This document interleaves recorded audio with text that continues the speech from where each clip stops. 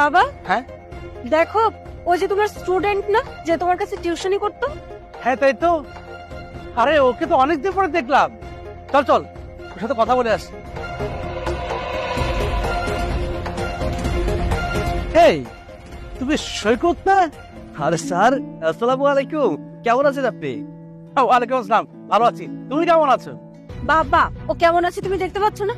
করছে তো মানুষের গাড়ি পরিষ্কার, এই হবে হয়তো বা ড্রাইভারের কাজ করবে। ও আর কেমন থাকে, যেমন থাকার কথা সেরকম আছে। তুই এসব কি বলছিস? তুমি আর বলবো, যেটা সত্যি সেটা বলছি। তুমি তো কত বড় বড় কথা বলতে, ও কত ভালো স্টুডেন্ট, অনেক ভালো জব করবে। এখন দেখতে তো পারছি তার নমুনা কি করছে, গাড়ি পরিষ্কার করে খাচ্ছে। তোমার না ওকে নিয়ে অনেক অহংকার ছিল, দিল তো তোমার অহংকারের 12টা বাজিয়ে। তোকে বলছি আমি একবার চুপ থাক, আর একটা বাজে কথা বলবি না। আমি কেন চুপ করব বাবা?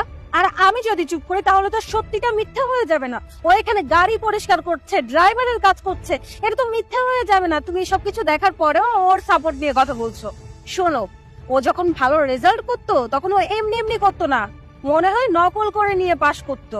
আর বাবা তুমি আমাকে দেখ, আমি কত ভালো জব করি, আর তুমি কার সঙ্গে আমার তুলনা করতে? ছোটবেলা থেকে শুনে আসতেছি যে তুই ওর মতো হ, ওর মতো হ। আমি যদি ওর মতো হতাম তাহলে আমারও এভাবে গাড়ি পরিষ্কার করতে হতো। ভালোই হয়েছে আমি নিজের মতো করে বড় হয়েছি, আর এই জন্যই আমি এখন ভালো জব করি আর ও করে গাড়ি পরিষ্কার।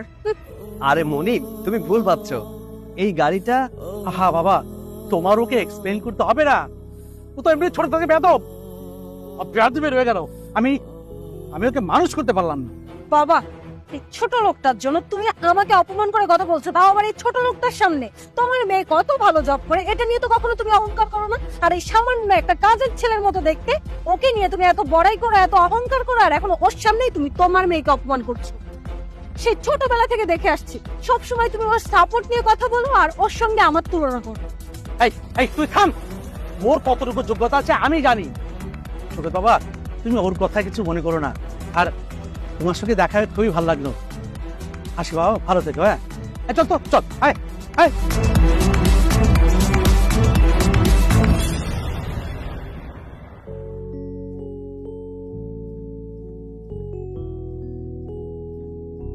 আরে স্যার, আপনারা এখানে?